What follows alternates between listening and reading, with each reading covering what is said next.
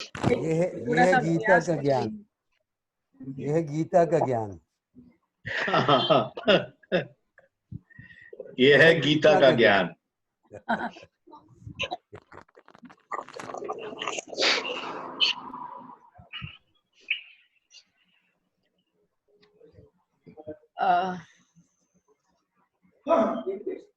तीन पाँच हो चुके हैं। तो आज हमारे बीच में ग्वालियर आर्टिस्ट कंबाइन के सक्रिय सदस्य और 25 साल तक सचिव रहे राघवेंद्र शिरगांवकर सर उपस्थित हैं, जो आपको ग्वालियर और ग्वालियर के रंगमंच के बारे में जानकारी देंगे। उसके साथ साथ आर्टिस्ट कंबाइन, जो ग्वालियर की सबसे पुरानी, सक्रिय और अपनी स्व संस्था जिनके पास है, ऐसी एक संस्था के बारे में जानकारी दी जाएगी। तो ये एक अपने आप में अद्भुत अनुभव रहेगा कि हम बाकी सब्जेक्ट के साथ साथ संस्था के बारे में भी जानते चले। तो मैं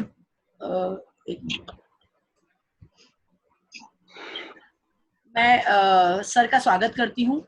मेरा मंच की ओर से सर हम सबकी तरफ से आपका स्वागत है। नमस्कार करती हूँ। अभिनंदन। नमस्कार जी। तो सर जी, अब हम ये ऑफिशियल तरीके से ये क्लास शुरू करते हैं। तो अब ये आपके हैंड ओवर है, कृपया आप स्टार्ट करें। नमस्ते गीतांजलि मैडम जी, आपका धन्यवाद। आपने मुझे आज यहाँ पर आमंत्रित किया है। सर्वप्रथम आर्टिस्ट कंबाइन के आराध्य भगवान गणेश जी, जिनकी पूजा के बिना किसी भी शो का मंचन संभव ही नहीं है या इसका विचार ही नहीं किया जा सकता, जो वाणी की देवता भी हैं, ऐसी रंग शारदा जी और आर्टिस्ट कंबाइन के संस्थापक स्वर्गीय वास सदाशिव जी और उनके हमारे असंख्य क्या बोलते हैं सदस्य, दिवंगत सदस्य जो आज यहाँ पर नहीं है, लेकिन जिनके परिश्रम को और जिनके अथक प्रयासों को भुलाया नहीं जा सकता। संस्था को ऊंचा उठाने के लिए, उत्तुंग पोजीशन पर लाने के लिए जिन्होंने अपने अथक प्रयास दिए, अपने सर्विसेज दी हुई है, आज सभी को मैं वंदन करता हूँ, इस पुण्य स्मृति का अभिवादन करता हूँ। आप सभी लोग, गीतांजलि मैडम का भी धन्यवाद। आप सभी जो श्रोता लोग यहाँ वरिष्ठ सुधीर श्रोता जो उपस्थित हैं, मेरा व्यक्तिगत परिचय नहीं है, लेकिन आप निश्चित तौर पर दिग्गज लोग हैं। मैं एक छोटा सा व्यक्ति हूँ और प्रयत्न करूंगा कि आर्टिस्ट कंबाइन का परिचय आपके सामने में रख सकूं। थोड़ा सा मैं मैडम थोड़ा सा मैं आपको करेक्ट करता हूँ। मैं 25 साल तक सचिव नहीं था, 3 कार्यकाल तक मैंने सचिव का किया हुआ है। हाँ, संस्था को मुझे देखते हुए करीब आज मान के चलिए मैडम 50 से 1 साल हो गए, ऐसा मानने में गलत नहीं होगा, क्योंकि संस्था के पास में ही मेरा निवास था। और मुझे याद आ रहा है 1968 से मैं संस्था को देख रहा हूँ। मैं करीब 7-8 साल का था तब से संस्था को देख रहा हूँ। इससे पूर्व की मैडम अपन संस्था की बात करें, थोड़ा सा मैं ध्यान नाटक की ओर लेना चाहूंगा आप सभी लोगों का। हमारा जो मूल ग्रंथ है मैडम, हमारे हिंदू वैदिक संस्कृति का जो मूल ग्रंथ है, वो ग्रंथ है आदि रामायण, जिसको वाल्मीकि जी ने लिखा हुआ है। और वाल्मीकि जी के रामायण में एक बहुत सुंदर उल्लेख आता है। ऐसा प्रसंग है मैडम कि जिस समय रावण का वध होता है और रावण का वध होते समय सब लोग खुश होते हैं, सारे देवता प्रसन्न होते हैं, फूलों की राम जी के ऊपर पुष्प वृष्टि होती है और सभी राम जी को प्रसन्न करते हुए कहते हैं कि आप प्रभु, आपका अभिनंदन, आपका धन्यवाद, आप नारायण हैं, आप ब्रह्म हैं, साक्षात पर ब्रह्म हैं, और ऐसा करके उनका अभिनंदन करते हैं। और उस समय राम जी जो उनको बोलते हैं, राम जी बोलते हैं आप लोग ये क्या कह रहे हैं, मैं तो कुछ समझ नहीं पा रहा हूँ। मैं तो सिर्फ इतना ही जानता हूं कि आत्मानम मानुषम वन्ने रामम दशरथात्मजम, अर्थात मैं सिर्फ दशरथ पुत्र राम हूं, कौशल्यानंदन राम ही हूं। ये परब्रह्म वगैरह की जो बातें आप कर रहे हैं, ये मैं कुछ नहीं जानता। दरअसल मैडम ये जो उनका कहना है, ये उनका अभिनय है, क्योंकि ये सभी लोग जानते हैं कि साक्षात परब्रह्म राम जी के रूप में अवतारित हुए हैं। और जब वो कह रहे हैं कि मैं परब्रह्म नहीं हूं, मैं एक सिंपल मनुष्य हूं, तो वाल्मीकि जी जो राम है वो सिंपल मनुष्य ही है, वो कहीं परब्रह्म नहीं है। और जितना भी मनुष्य के जो एक दायरा है, मनुष्य के जो पैरामीटर्स है, उसी में उन्होंने पूरा अपना कार्यकाल किया हुआ है। तो मुझे ऐसा लगता है मैडम कि ये जो परब्रह्म की बात है, ये राम जी का जो अभिनय है, शायद ये हमारे संस्कृति में ही बसा हुआ है। एक छोटा सा प्रसंग और भी है रामायण का। राम जी सीता जी के वियोग में है और वो लिटरली रो रहे हैं, ऐसा प्रसंग आता है। हाय सीते, हाय सीते, हाय सीते ऐसा कर रहे हैं। वो पेड़ों को आलिंगन दे रहे हैं, वो पत्थरों से शिलाओं को आलिंगन दे रहे हैं, मेरी सीता देखी क्या आपने, वो रो रहे हैं। और ऐसे ऐसे में भगवान महादेव जी, एक सती प्रसंग है, महादेव जी भगवान को प्रणाम करते हैं, सच्चिदानंद स्वरूप को प्रणाम करते हैं। पार्वती माता जी कहती है कि आप किसको प्रणाम कर रहे हैं? बोले ये तो मेरे राम जी हैं, मेरे आराध्य हैं।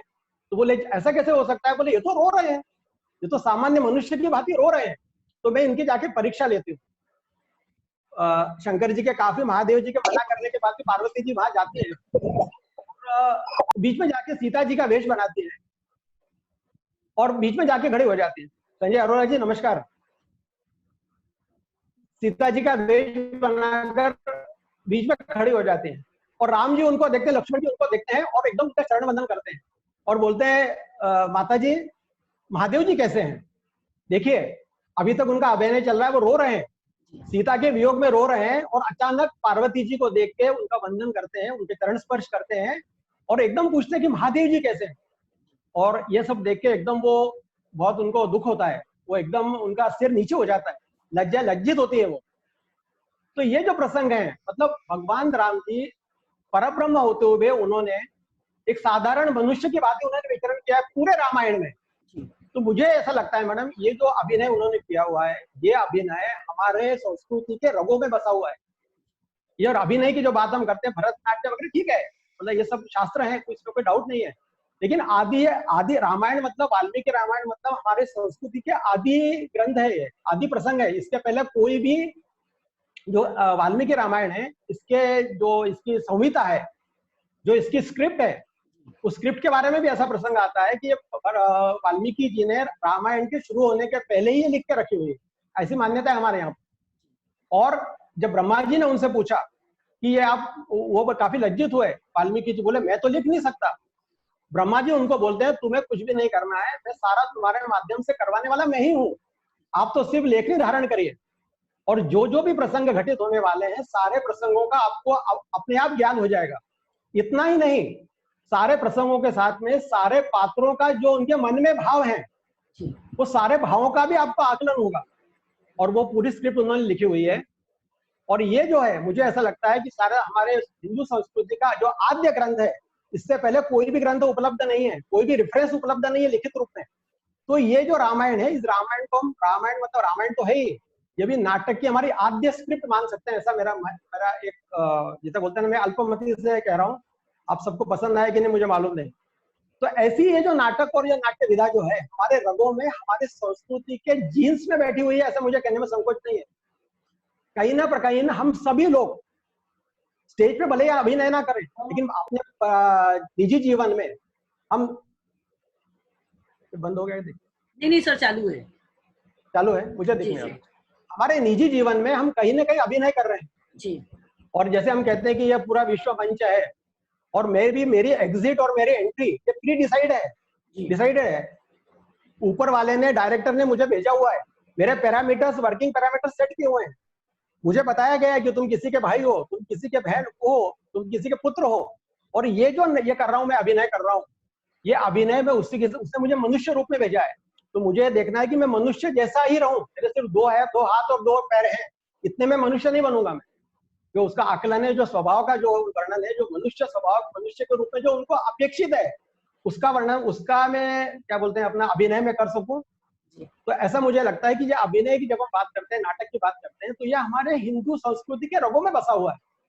इतनी मैं बात करूंगा और मैं संस्था की तरफ आता हूँ।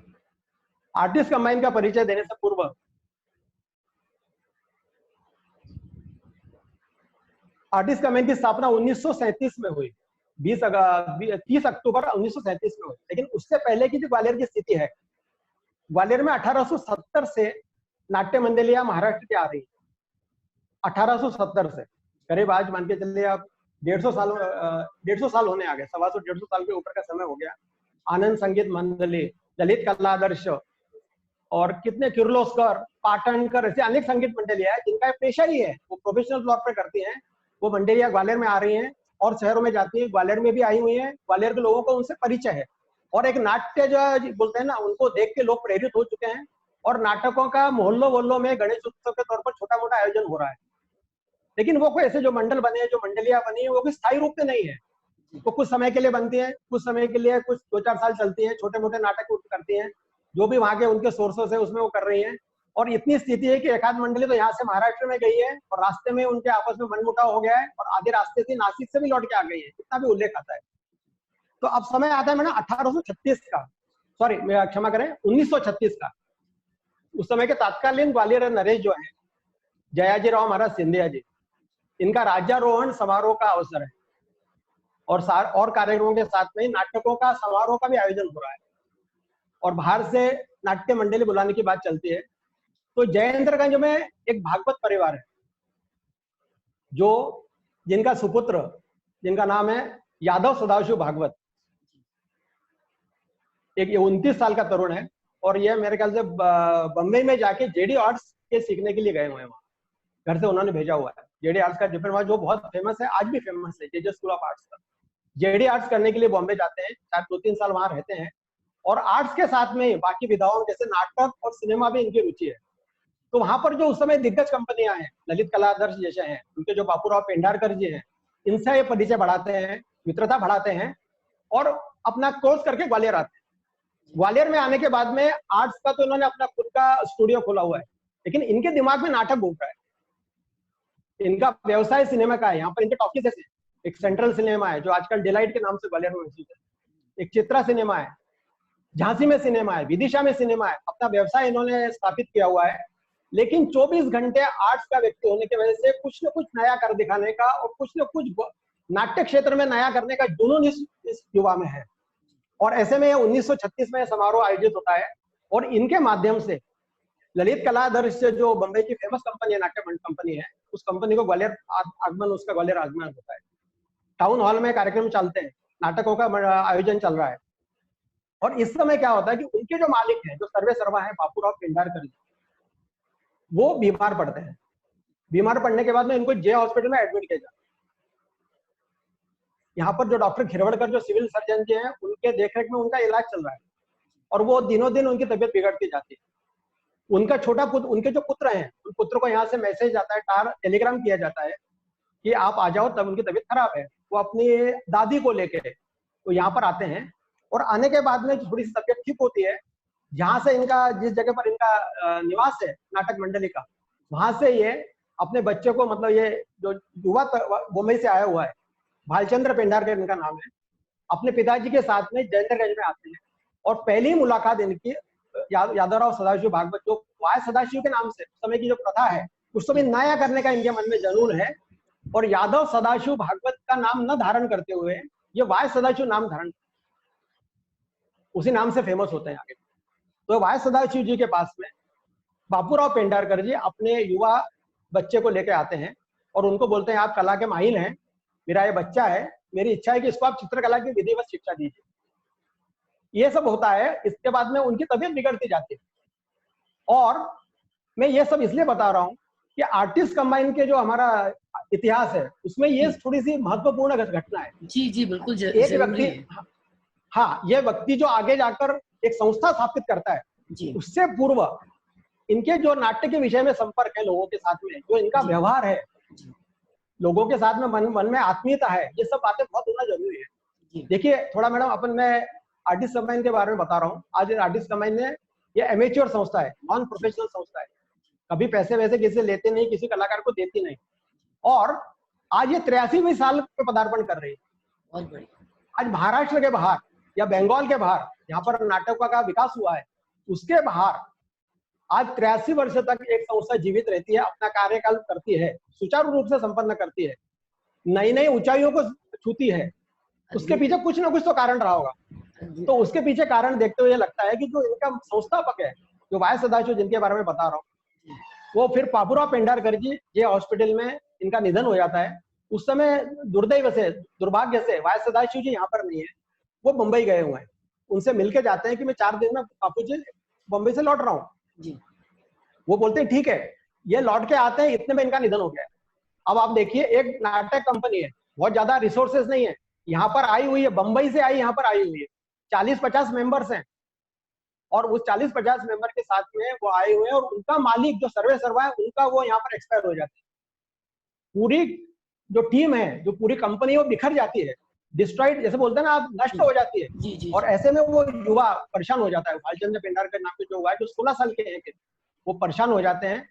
वाय सदाशिव जी बंबई से वापस लौटते हैं, उनको मालूम पड़ता है, वो उनको पूरा धैर्य देते हैं।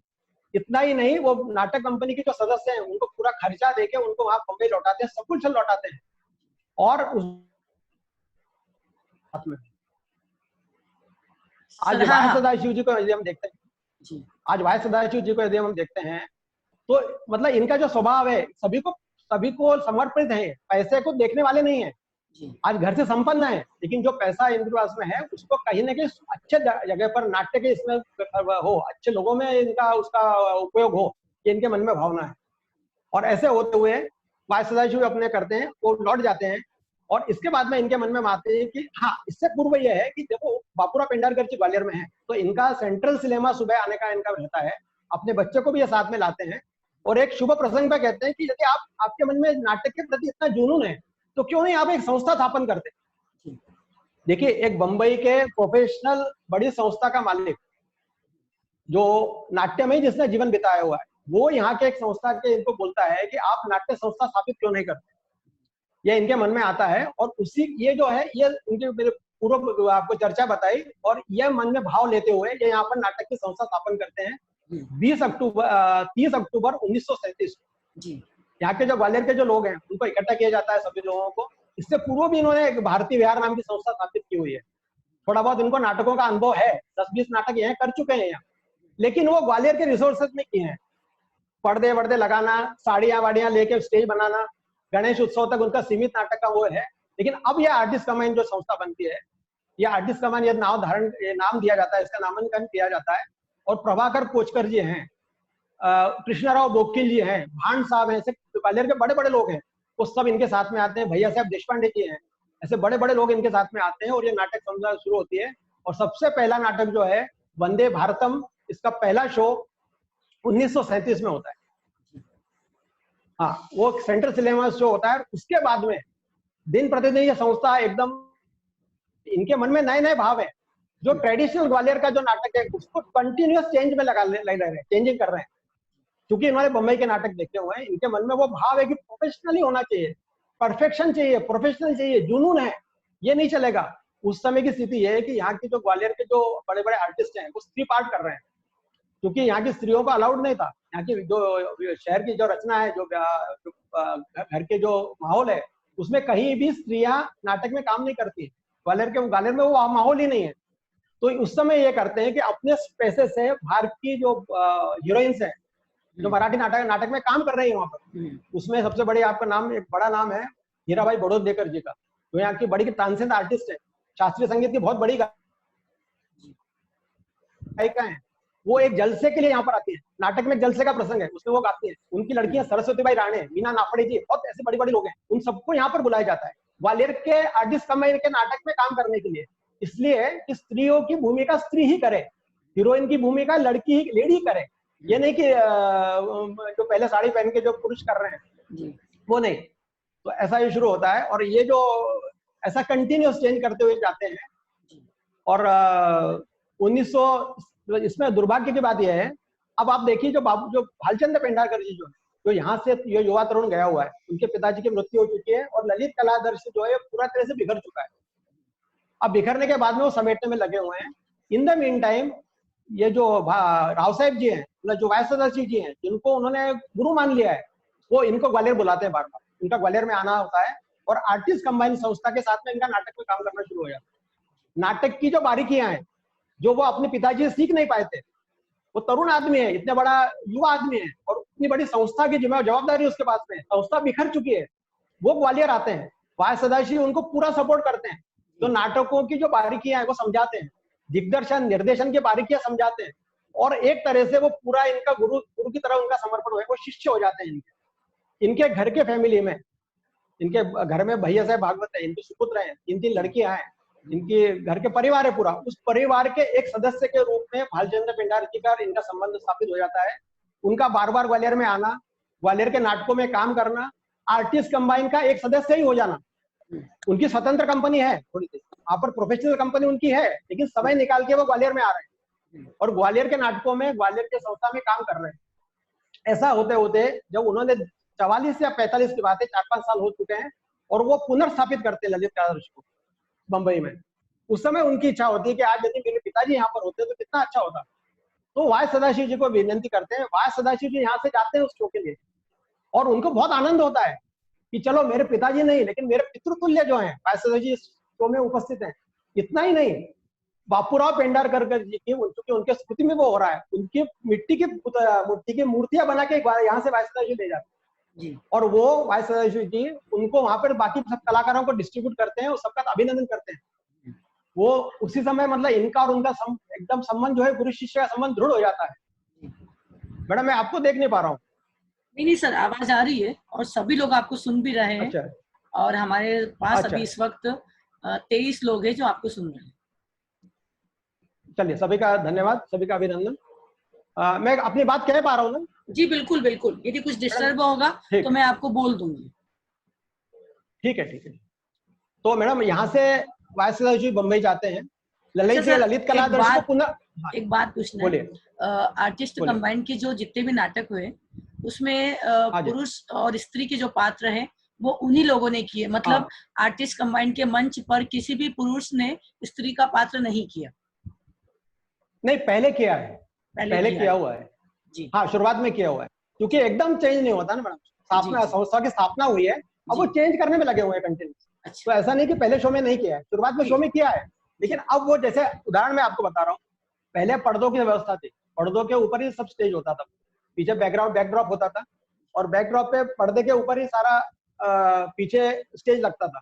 इन्होंने उसको चेंज किया हुआ है, अब वो फ्लैट्स पे गए हैं, फ्लैट्स मतलब विंग्स पे गए हुए हैं और जिसे बोलते हैं ना अपना ब्लॉक स्टेज, उस पर गए हुए हैं।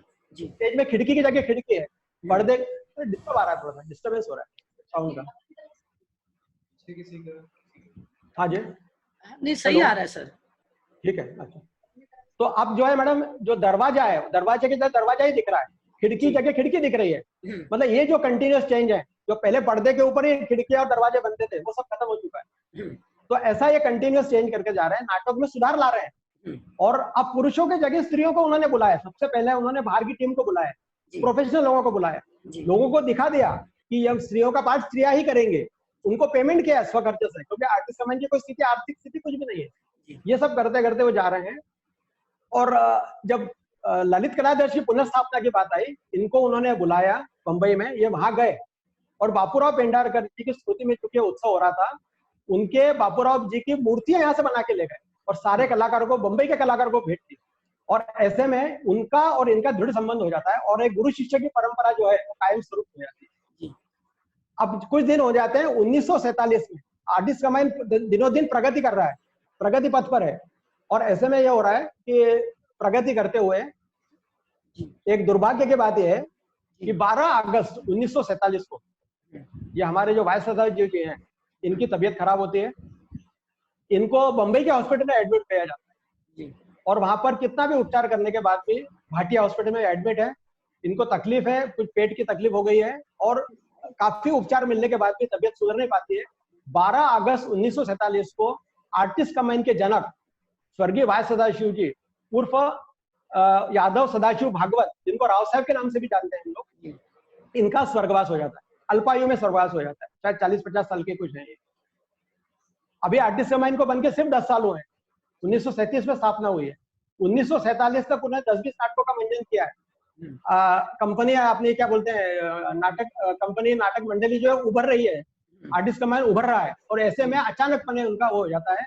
अब जो स्थिति ललित कला दृश्य को बनी थी, वो करीब करीब वही स्थिति आर्टिस्ट कमांड को बनती है। अब ऐसे में जो ललित कला दृश्य के जो अपने भालचंद्र पेंडारकर जी वो ग्वालियर में आते हैं और इनके सभी लोगों को, भैया साहब जी सभी को दिलासा दिलाते हैं और इनके परिवार को दिलासा दिलाते हैं और ये निश्चित होता है कि अपन उनकी स्मृति में नाटक करेंगे। 12 अगस्त 1948 को आर्टिस्ट कंबाइन स्वर्गीय वाय सदाशिव स्मृति दिवस पहला दिवस मनाता है और देव मानुस नाटक का मंचन होता है। इसमें भालचंद्र पेंडारकर जी स्वयं आते हैं, स्वयं रोल करते हैं और उन्होंने जाते समय ये बोला हुआ है कि अब आज ही क्यों, अपन हर साल ये मनाएंगे और मैं स्वयं बंबई से यहाँ पर आऊंगा नाटक के लिए। ये देखिए बहुत बड़ी घटना ये है। ये घटना इसलिए बड़ी है कि एक प्रोफेशनल कंपनी का मालिक बंबई की, जो बिजी है, जो नट सम्राट के लेवल पर जाता है आगे तक। उनका यदि आप भालचंद्र पेंडारकर जी जब मराठी नाट्य सृष्टि में उनका नाम लेंगे, उनको अन्ना के नाम से जानते थे, वो नट सम्राट के लेवल, सब सर्व मान्यता है उनमें, एक ऊंचे स्तर पे जाते हैं वो। उन्होंने आर्टिस्ट कंबाइन का मेंबर होने का उन्होंने वो किया हुआ है। हमारा सौभाग्य है कि वो हमारे आर्टिस्ट कंबाइन के मेंबर रहते हैं। इतना ही नहीं, हर समय वो ग्वालियर के लिए उपलब्ध है, समय समय पे ग्वालियर के नाटकों के लिए आते हैं। हर साल करीब 50 से 60 साल तक वो अबाधित रूप से हर 12 अगस्त को ग्वालियर में आते हैं और अपने गुरु जी को श्रद्धांजलि अर्पित करते हैं। ये बहुत बड़ी बात है। मतलब मैं आपको ये इसलिए कह रहा हूँ कि वाय सदाशिव ने जब संस्था स्थापना की है, जो उन्होंने ललित कला जैसे जो संबंध बनाए हुए हैं, ये संबंध वो कहीं ना कहीं हमारे आर्टिस्ट कंबाइन के उत्कर्ष का बहुत बड़ा कारण बने।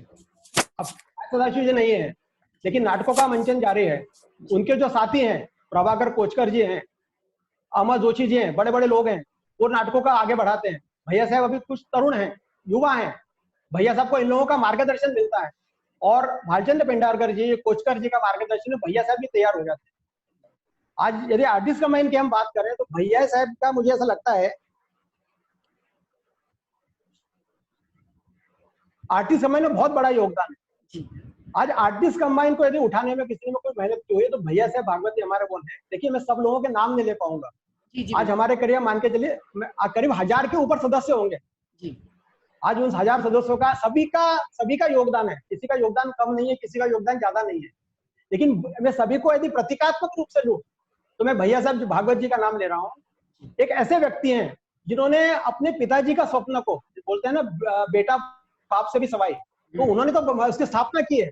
अभी जो छोटा सा पौधा है आर्टिस्ट कंबाइन, इसी में वो बेचारे गुजर जाते हैं वाय सदाशिव जी। लेकिन इसका सिंचन करने का काम, इसको वृक्ष बनाने का काम, इसको वटवृक्ष बनाने का काम जो ये कर रहे हैं, जो भैया साहब भागवत ने किया हुआ है और उनके असंख्य साथियों ने किया हुआ है। जैसे सूर्य होता है और सूर्य की असंख्य किरणें होती है, कोई भी किरण छोटी नहीं है, कोई भी किरण बड़ी नहीं है, लेकिन सारी किरणें मिलकर सूर्य की आभा बनती है। वैसे ही भैया साहब भागवत को यदि हम सेंट्रल भूमिका में देखें तो असंख्य लोग हैं, असंख्य हमारे सदस्य हैं जिन्होंने समय समय पर इतना योगदान दिया है आर्टिस्ट कंबाइन को। और ये आर्टिस्ट कंबाइन को आज वर्ल्ड वाइड या बोलते हैं ना इंडिया वाइड, जो इंडिया फेमस किया हुआ है, उसका कारण ही ये सब लोग जी।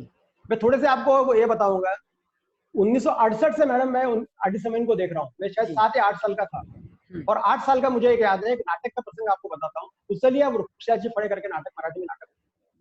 थोड़ा सा मैं आपको ये भी बता रहा हूँ कि चूंकि ये सारे नाम मैं मराठी के नाम ले रहा हूँ, लेकिन उसका मतलब ऐसा नहीं है कि मराठी ही लोग आर्टिस्ट कंबाइन में, ऐसा नहीं है। आर्टिस्ट कंबाइन में हिंदी लोग भी हैं। आर्टिस्ट कंबाइन ने हिंदी नाटकों का भी मंचन करना प्रारंभ कर दिया है, अनुवादित नाटकों का किया है। इसमें हमारे प्रमुख लोग से आते हैं, बाना पराड़कर करके ग्वालियर के लेखक हैं, उनके नाटकों का मंचन चालू कर दिया है। हमारे डॉक्टर हरा देवेकर एक बहुत बड़ा नाम है ग्वालियर का, साहित्य जगत का, उनके निठे संस्कृत नाटकों का मंचन उन्होंने किया हुआ है। इतना ही नहीं, हमारे डॉक्टर वसंत देव जी हैं, स्वर्गीय वसंत देव जी हैं, वो ग्वालियर आर्टिस्ट कंबाइन के हैं। उन्होंने ऐसा लिखा हुआ है कि वो मुंबई में जाके फेमस हुए, उनको फिल्म फेयर अवार्ड मिला नाटकों के, अपने पटकथा लेखन में, संवाद लेखन में उनको आगे जाकर फिल्म फेयर अवार्ड मिला हुआ है। और वो अवार्ड लेते समय उन्होंने उसमें अपने इसमें लिखा हुआ है कि यदि मैं आर्टिस्ट कंबाइन के साथ सदस्य नहीं बनता, यदि मेरी कला का विकसित ही नहीं होती मेरी कला, और मैं फिल्म फेयर अवार्ड के लेवल पर नहीं जा पाता। कोई यदि पूछे कि आर्टिस्ट कंबाइन ने क्या दिया है, तो उसका उत्तर मैं आपको बताऊं कि वसंत देव जी जैसे कलाकारों को आर्टिस्ट कंबाइन ने दिया हुआ है, जो आगे फिल्म फेयर अवार्ड जिन्होंने वो किया हुआ है। तो अब मैडम हिंदी नाटकों का मंचन चल रहा है। और 1968 के मैं आपको एक छोटी सी बात बता रहा हूँ, कुशलिया वृक्षाची फळे करके नाटक। कुशलिया वृक्षाची फळे मतलब एक कुजे हुए फलों या कुजला जो बोलते हैं ना, जो ये सड़ गया है, सड़े हुए फलों का वृक्ष ऐसा मान सकते हैं, सड़े हुए फलों का वृक्ष या सड़े हुए वृक्षों के फल ऐसा मान के चलते हैं। ये हमारे डॉक्टर यहाँ पर प्रोफेसर राम जोगेकर हो गए, वो प्रोफेसर थे और उन्होंने नाटक लिखा हुआ है। इस नाटक का मंचन अब आर्टिस्ट कंबाइन में ग्वालियर तो नाटक में काम करे, नाटक का मंचन ग्वालियर में तो हो ही रहा है, साथ ही साथ में महाराष्ट्र राज्य नाट्य स्पर्धा जो मराठी नाटकों का बहुत बड़ा मंच है, आज भी बहुत बड़ा मंच है। और यदि किसी भी को अपनी कला को आजमाना हो तो वो राज्य नाट्य स्पर्धा में जाए। यदि वहां से वो पुरस्कृत होता है, कोई नाटक, कोई संस्था, कोई व्यक्ति वहां से पुरस्कृत होता है तो उसको मान्यता है। तो 1960 से आर्टिस्ट कंबाइन ने नाटकों में भाग लेना प्रारंभ कर दिया। मेरा ख्याल है सबसे पहला नाटक भटाला दिल्ली ओसरी है, उसमें पहला पुरस्कार उनको बंबई में मिला है, आज रविंद्र नाट्य मंदिर में। और भी नाटक हैं। 1968 में कुचलिया वृक्षाची फळे का मंचन होता है और नागपुर के धनवटे रंगमंदिर में मंचन चल रहा है। वो कंपटीशन मैडम काफी टफ होती है जी। और उसके रूल्स रेगुलेशन भी बहुत टफ है, बहुत स्ट्रिक्ट रहते हैं, बहुत एडामेंट रहते हैं वो लोग। और ऐसे में वो वृक्ष अपना यहाँ पर से उसका मंचन हो रहा है और पहला अंक रुकते बराबर जो 25 से 40 युवा लोगों की टोली है वो आती है और वो परीक्षक जो हैं, जो मार्किंग करने वाले लोग हैं, जो परीक्षा जजेस हैं, उनके पास आती है और उनको विनती करती है। बोले क्या? बोले हमारा निवेदन है ये नाटक को यहाँ रुकवाइए।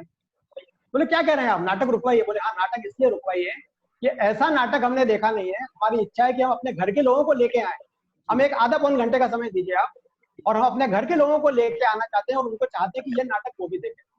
आर्टिस्ट कंबाइन का कुचलिया वृक्षाची फळे नाटक, 40 से 50 कलाकार हैं, लाइव म्यूजिक है और एक अद्भुत रंगमंच है। रंगमंच पर्दा खुलते बराबर ही तालियां पड़ती है, ऐसा उन्होंने भैया साहब ने उसका पूरा मंच का निर्माण किया हुआ है, परिकल्पना की हुई है। और ये परीक्षकों को मानना पड़ता है, परीक्षक सोचे ऐसा कभी हुआ नहीं है, लेकिन जब दर्शक ही कह रहे हैं, और अल्टीमेट नाटक का उद्देश्य दर्शकों तक पहुंचना, यही उद्देश्य है। दर्शक मानते हैं, परीक्षक मानते हैं, नाटक आधे घंटे के लिए रुकता है, ये लोग घर जाते हैं, घर जाके वहां से लोगों को लेके आते हैं और फिर नाटक का मंचन आगे शुरू होता है। जी। मेरे ख्याल है नाटक के इतिहास में, मराठी नाटक के इतिहास में कंपटीशन में ऐसा कभी भी नहीं हुआ है। वो नाटक का बहुत बढ़िया वो मंचन होता है, वहां पर सभी लोग खुश होते हैं। और शायद आपने नाम सुना हो, दार्वेकर करके हैं, दार्वेकर मास्टर के नाम से फेमस हुए हैं, जिन्होंने नट सम्राट का, ओरिजिनल नट सम्राट का डायरेक्ट किया था।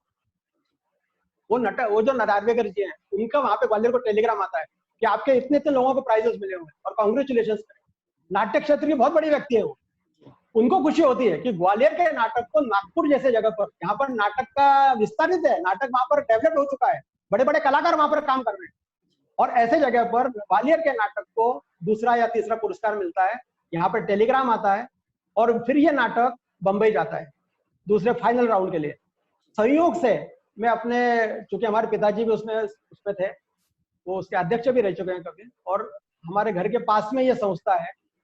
मैं थोड़ा सा और भी जाना चाहूंगा, ये जो हमारा मंदिर है, आबा महाराज का मंदिर कहलाता है, उसी परिसर में पिताजी के प्रयासों से, भाऊ साहब खिरवड़कर, भैया साहब वगैरह के प्रयासों से आपस में ये स्थानांतरण हुआ है, जमीन संस्था को दी गई है, एक अल्प डीलिंग हुई है, छोटी। उसका कारण यह था कि सभी की सोच ये थी कि मराठी संस्था या कोई नाट्य संस्था ग्वालियर में अपना जगह हो उसकी। 1950-60 की बात है और ग्वालियर में खुला रंगमंच का निर्माण होता है। अब मैं थोड़ा सा बीच में रुक रहा हूँ और खुला रंगमंच के लिए आ रहा हूँ। अब ये रंगमंच का निर्माण होने के बाद में पैसे की कमी है। एक आपको थोड़ा सा और मैं बताना चाहूँ मैडम, जैसे अब रामायण की अपन ने बात की है, रामायण आदि काव्य है और मैं ऐसा मानता हूँ कि नाटक की स्क्रिप्ट ही है, ऐसा मानने में दिक्कत नहीं है। उसी प्रकार संसार का पहला जो शब्द है या पहला जो लिखित में अपना अवेलेबल जो साहित्य है, पहला अवेलेबल साहित्य, उसके पहले सिर्फ वेद है, वेदों के पहले और कुछ भी नहीं है, वो रामायण है। और रामायण की पहली लाइन है, ओम तपस्वाध्याय निरतम तपस्वी वाग्विदाम वरम, ऐसे करके आता है। ओम तप जो है ये संसार का पहला लिखित शब्द है, इससे पहले कुछ भी लिखा नहीं गया हुआ है। तो कहीं ना कहीं हमारी संस्कृति हमारे इसमें मानती है कि तप जो है, किसी भी संस्था को, किसी भी व्यक्ति को, किसी भी इसको जाने के लिए तप की बहुत जरूरत है। और तपस्वी करके आता है, तपस्वी मतलब जो तप कर रहा है वो तपस्वी। पहले ही वाक्य में तप और तपस्वी से दो शब्द आ रहे हैं, ये अत्यंत महत्वपूर्ण है, किसी भी इसके लिए महत्वपूर्ण है, संस्था के लिए, व्यक्ति के लिए महत्वपूर्ण है। कोई भी संस्था, कोई भी व्यक्ति तप कर रहा है, निस्वार्थ भाव से कर रहा है, उसके मन में अपना पर्सनल कोई इंटरेस्ट नहीं है। देखिए संस्था जब उतने ऊंचे जा रही है ना, आज 83 साल पूरे कर रही है, कुछ शब्दों हमको याद में रखने ही पड़ेंगे। यदि उनके भावना में, उनके संकल्प में कहीं भी कमी होती, उनके मन में कहीं भी पर्सनल ईगो का या पर्सनल मेरी उससे संस्था के मार्फत मेरा भी कहीं उत्कर्ष ऐसे मन में भावना होती, तो ये संभव नहीं था। जब उन्होंने इतने निस्वार्थ भाव से किया हुआ है संस्था का स्थापित की हुई है, उतने ही तपस है इन लोगों ने भी संस्था को आगे बढ़ाया हुआ है। मैं आपको बताऊं, खुली भूमि पे जब ये हुआ तो पैसे की कमी थी। जो आर्टिस्ट कमेंट के बाकी मेंबर्स हैं वो एक साधारण परिवार से लेके बड़े परिवार तक के हैं। कोई डॉक्टर है, कोई इंजीनियर है, कोई छोटा क्लार्क है, कोई चपरासी भी है, कोई और भी नीचे स्तर पर काम कर रहा है। सबको सबका लेकिन जुनून है कि सभी नाटक वाले हैं और शाम को सभी लोग नाटक के लिए मिल रहे हैं। रोज नाटक का, रोज में समय जुनून। तो पैसे स्थापित किया है, पैसे कहाँ से लाए जाए? उस समय सरकार का एक प्रोजेक्ट चला था पंचायत राज। तो पंचायत राज के समय में इनको नाटकों की श्रृंखला मिलती है और इनको कहा जाता है कि आप गांव गांव में जाकर नाटक करिए, आपको इतने इतने पैसे मिलेंगे। संस्था के पास पैसे नहीं है, जो पैसे मिल रहे हैं उसके लिए ये टीम लेके जाते हैं। हमारा गांव नाटक का एक मंचन किया जाता है। आपको बताऊं, ये इन उज्जैन तक, राजस्थान तक जाते हैं। और क्या स्थिति है उस समय की, थोड़ा सा आपको आश्चर्य लगेगा, संसाधनों की कितनी कमी है। पिताजी बताते थे मेरे कि जिस समय हमारा गांव का नाटक का ये हुआ और ऐसे ठहरा कि अपने को उज्जैन जाना है, तो बस के लिए जाए तो भाऊ साहब खिरवड़कर जी और भी 2-4 लोग थे और 4-5 लोग वहां गए। ऑपरेटर के पास गए, टूर ऑपरेटर के पास गए या एक ट्रांसपोर्टर के पास गए। तो बोले बस दिखाई हमें, इतने इतने पैसे लगेंगे, चलिए दिखाता हूँ। जब वो लेके गए ना, बस को दिखाया ना, तो बस कैसी थी वो? बस ईंटों के ऊपर या पत्थरों के 4 पाइयों के ऊपर खड़ी हुई, पर टायर नहीं थे उसमें। जी जी। ईंट पत्थरों पे, इस पे चारों इस पे रखी हुई थी। और बोले ये बस है। बोले ये बस कैसे चलेगी? बोले नहीं नहीं, वो टायर में लगा होगा, पहले आप हाँ तो करिए, मैं टायर लगा के रखूं, बस कहाँ जाएगी, नहीं खराब हो जाएगी। मतलब ये स्थिति है उस समय जी। फिर वो उनको पेमेंट दिया गया, उसने टायर लगाए, बस चालू हुई। पहली बस का ऐसा बोलते हैं कि लोहिया बाजार में, लाल बाजार से निकली हुई बस का लोहिया बाजार में पंचर हुआ। आधा किलोमीटर बस चली नहीं है, पहले इसमें पंचर हो गया। जैसे तैसे वो टायर को दुरुस्त किया गया, पंचर किया गया, जोड़ा गया, नई सड़क पे दूसरा पंचर हो गया। ये मतलब मैं कुछ आपको बता रहा हूँ कि जो स्थितियां कैसी हैं। 30-30, 40-40 लोग बस में बैठे हुए हैं जी। उज्जैन जाने के लिए 3 दिन लगते हैं। कम से कम 10 से 20 बार गाड़ी पंचर होती है। उज्जैन में जाने के लिए 3 दिन बाद वहां पहुंचते हैं, वहां पर जाके अपना शो करते हैं, जो भी पैसा मिला हुआ है 6-6 दिन में लौट के आ रहे हैं। 40-40 लोग हैं, अपना घर का छुट्टियां मना रहे हैं, अपनी छुट्टी लीव एप्लीकेशन दी हुई है, क्योंकि सब सर्विस क्लास है, कोई ऐसे बहुत बड़ा उद्योगपति कोई भी नहीं है। हाँ। ऐसे संसाधनों से पैसा, एक एक पैसा, 2-2 पैसे जुटा के अपनी जो खुद की आय है, अपनी जो खुद की सैलरी है, उस सैलरी का आधा आधा पैसा दे दे के पैसा जुटाया गया है। और फिर रंगमंच का निर्माण हुआ है, नाट्यगृह का निर्माण हुआ है, नाट्यगृह पक्का हुआ है। ऐसा मतलब ये मेरे का तप की बात जब आती है तो इन लोगों ने इतना तप किया हुआ है। भैया साहब भागवत के साथ में असंख्य लोग हैं, 40-40, 50-50 लोगों की टीम है, लेडीज है 3-3, 4-4। अब अपनी लेडीज, अपनी ग्वालियर की हैं, आर्टिस्ट कमेंट की खुद की लेडीज काम कर रही हैं, सर वो जुड़ी हुई हैं। मंचन, हाँ जी सर, समय खत्म होने वाला है, तो वीडियो यदि कट जाए तो फिर से ज्वाइन हो जाइए। हाँ जी, ओके।